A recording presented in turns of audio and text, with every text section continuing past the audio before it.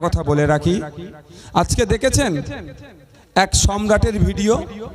সম্রাট তো পিজন ভ্যানে কেমন কান্না কাটা করছে, দেখেছেন? ভুলে যায়নি 2021 সালের কথা। ইন্ডিয়ান সেকুলার ফান্ডের পক্ষ থেকে এখানে প্রার্থী দেওয়া হয়েছিল সন্দেশখালীতে।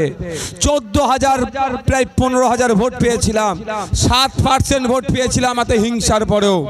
যদি ওই সমস্ত সমাজ বিরোধীরা যদি অন্যায় না করতো, মানুষকে ভয় না দেখাতো, মানুষের ভোটাধিকার না কেড়ে নিত, আমার ভরসা ছিল সন্দেশখালী থেকে আমরা হেভি পার্সেন্টেজ ভোট দিয়ে এখানকার জনপ্রতিনিধিকে দেশে রাজ্যের আইনসভায় পাঠাতে পারতাম।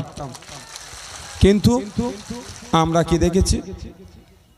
ভোট পেয়েছিলাম 14,387টা। এই 2021 সালে আমরা ভোট পেয়েছিলাম। আপনাদের মধ্যে অনেকে ভোট তো দিতেই পারেননি। যদি দিতে পারতেন তাহলে ভোটের পরিমাণটা কোথায় গিয়ে পৌঁছাতো? সে ভাঙড়ের লোক শান্তিপূর্ণভাবে ভোট দিতে পেরেছিল বলে লক্ষাধিক ভোট পেয়েছিলাম, 1 লক্ষের উপরে পৌঁছে গিয়েছিল। সন্দেশখালীর মা বাপ ভাইয়েরাও যদি ভোট দিতে পারতো। তা আক্তার রহমান বিশ্বাসের কাজ কি বর্তমানে আর ভোটে জেতার পরে তার কাজ কি, এটা আগে আমাদেরকে একটু জানতে হবে।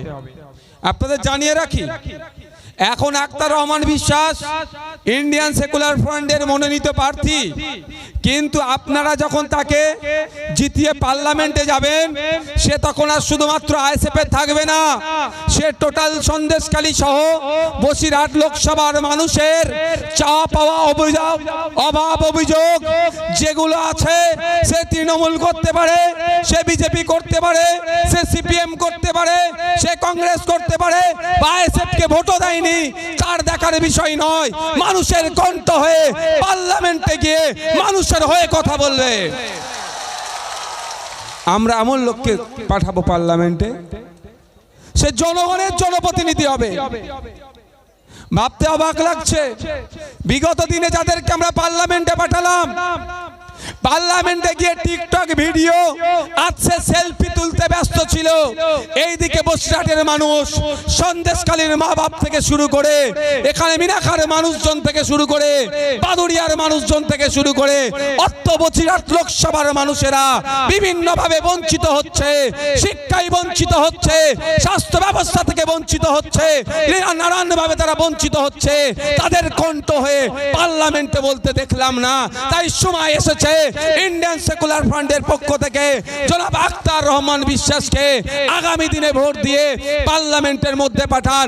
পার্লামেন্টের মধ্যে গিয়ে আপনাদের যে সমস্যাগুলো আছে সেগুলো বলিষ্ঠ কণ্ঠে কনসার্ন ডিপার্টমেন্টাল মিনিস্টারদের কানের মধ্যে ঢুকিয়ে দেবে।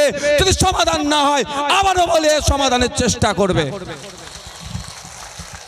আমাদের কাজ হচ্ছে ভোট দেওয়া, দিয়ে আমাদের এই 14-15 লক্ষ মানুষকে, মানুষের প্রতিনিধি হিসাবে একজনকে, বা একটু বসুন না, ভালো লাগবে তো, একটু ভাই বসুন, ভালো লাগবে।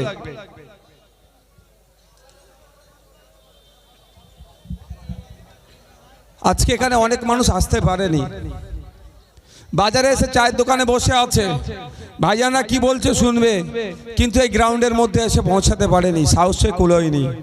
তবে একটা কথা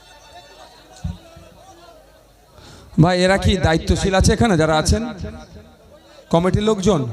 যদি কমিটির ভলেন্টিয়ার হয়, আপনারাই তো বেশি ভিড় করছেন।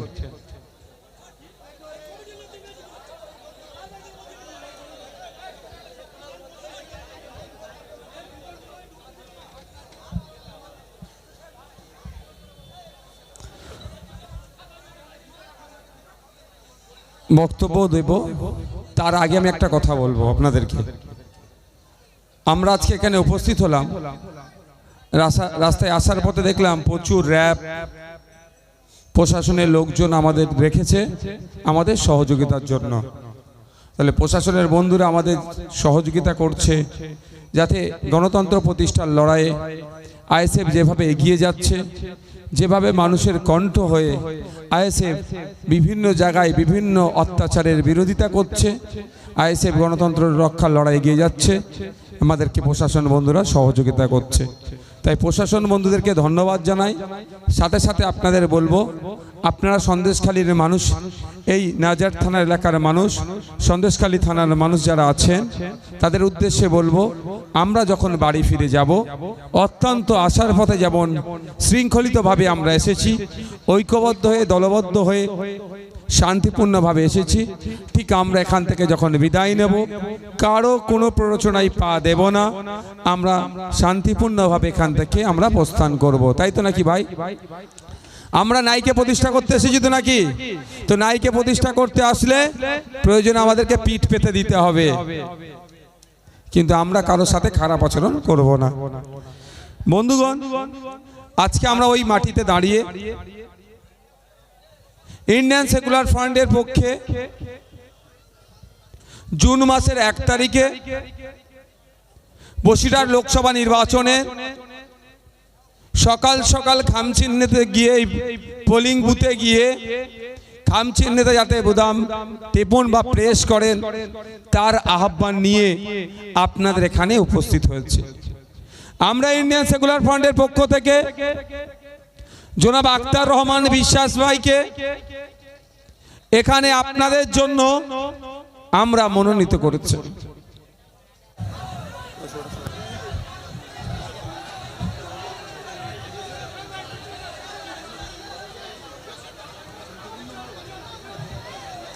ভাই যারা এসেছেন একটু অনুরোধ করব, রাখবেন একটা কথা, আপনারা একটু বসে যান তো ভাই।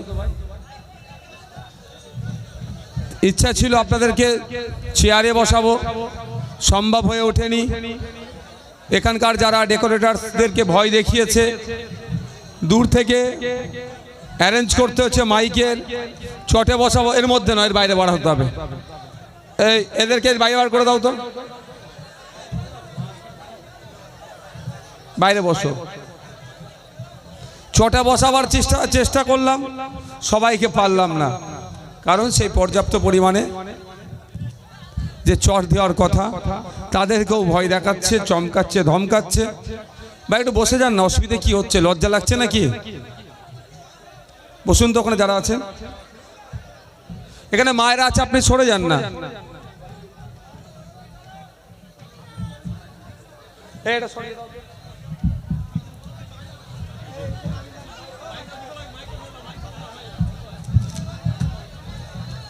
ভাই যারা ওখানে আছেন একটু বসে গেলে ভালো লাগবে দেখতে, বসুন তো।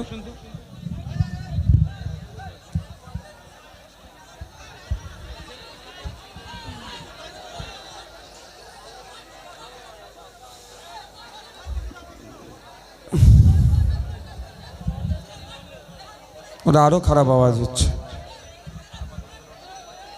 না না, থাক থাক।